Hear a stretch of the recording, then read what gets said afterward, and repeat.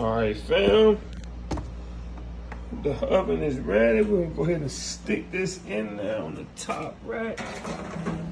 Yep, slide that in there. Give it about 10 minutes. And all right, fam. Let's see how this turns out. Okay. Got a little black around the edges. Ooh, that's hot.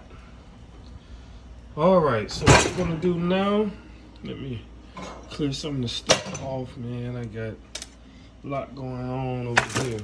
Make some room for the pizza, man.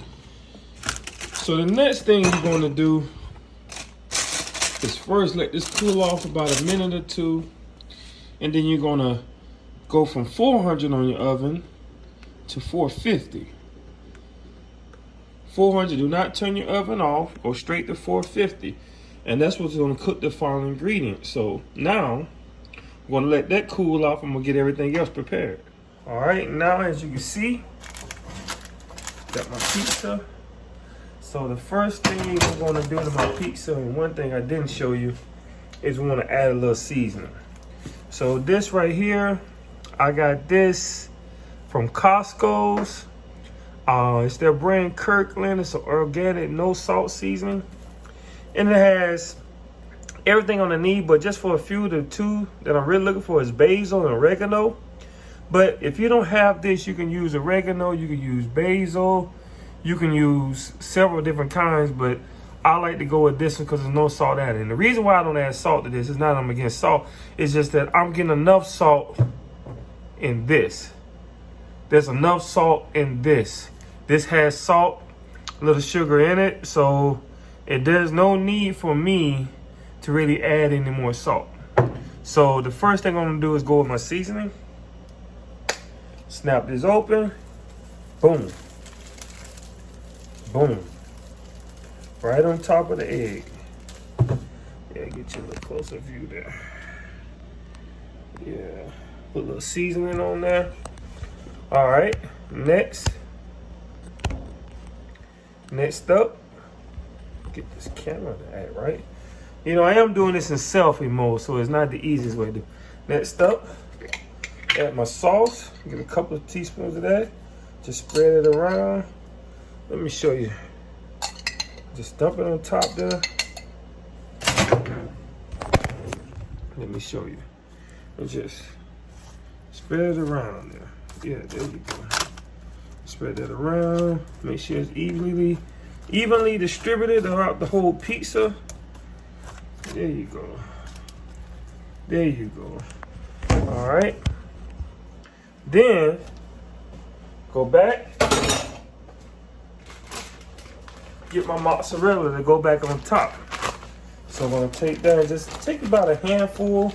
You know, I mean, you can use as much as you can, but I'm portioning it out because I'm gonna give you the macronutrient profile to everything that I'm using.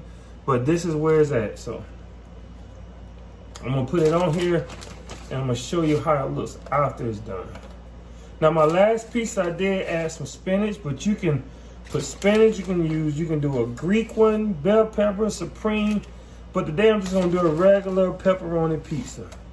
All right, sprinkle that on there, evenly distributed throughout the whole pizza. No soldier left behind and no stone unturned. All right, put a little bit more on that, man. Can't get enough cheese. All right, as you can see, boom.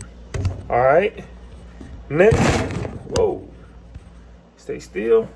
About to go with the pepperonis. Got the pepperonis. And so with the pepperonis, I'm gonna show you. It's a little method to my madness where I do my pepperonis. I'm very particular how I put my pepperonis on there. So I'm gonna show you how I put my pepperonis on there. So you see that? I start with the outside. I go all the way around. I know some of y'all like, man, I ain't got time for all of that. Hey, do what you like. Do what you feel is good. This is how I'm doing mine. Just go all the way around. I want pepperonis around the whole pizza. That's my oven telling me that it's fully met its temperature that I have set, which is 450. I go around, around, all the way. Get that outside right there.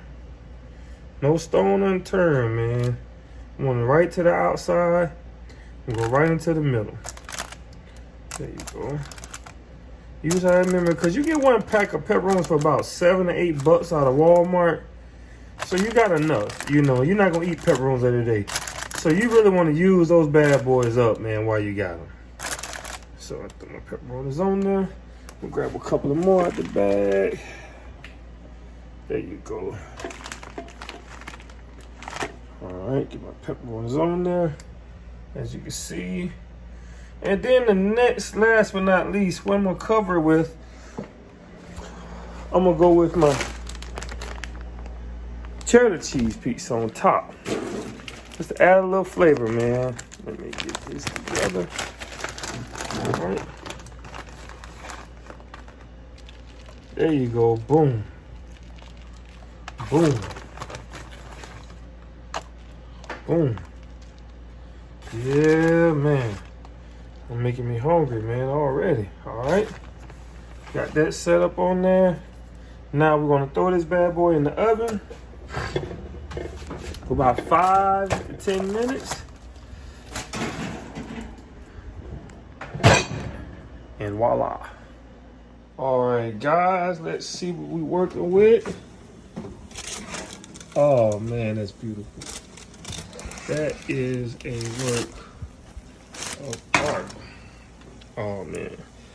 I'm telling you, man. You know what I'm missing? I should have did me some Conecuh sausage. For those of you that are familiar with down here in Alabama, man, we big on Conecuh sausage from Conecuh County, man. I had to cut me some sausages up.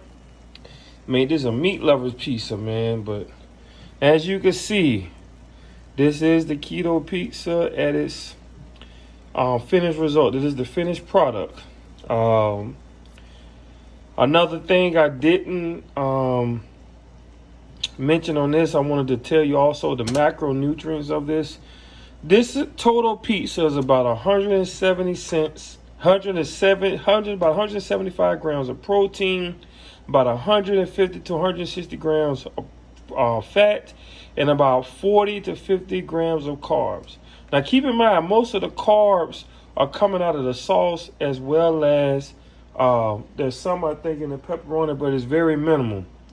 And I think it's not really that much to cause harm or to really too much to take you out of ketosis. Now, this whole pizza will be a whole day's meal added on maybe a shake. I had a shake this morning, and I had 2 pieces of chicken thighs earlier, and maybe a couple of slices of cheese. And then I can eat this throughout the day and probably save some from tomorrow. And then I can, my next meal might be coffee. I like to drink keto coffee, or some of you know it as bulletproof coffee, or just coffee added whipped cream. But as you can see, guys, this is it, man. Keto pizza, homemade, step by step. Like and subscribe to my channel, man. Support me on this journey. Peace out and God bless.